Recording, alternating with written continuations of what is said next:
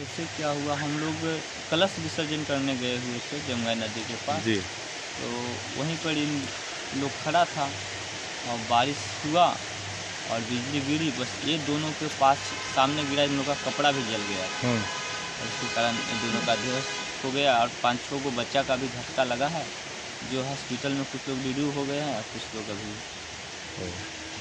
अचानक वज्रपात हुआ। अचानक वज्रपात हुआ। तो कहाँ पर घटना हुआ? जमुना नदी, निरंजना नदी जिसको हम लोग कहाँ के रहने वाले थे? रहने वाले मूर्तिया गांव के हम लोग हैं। हाँ, क्या क्या नाम था इनका? एगो तो पप्पू कुमार नाम था, ममता देवी नाम था। दोनों कौन है?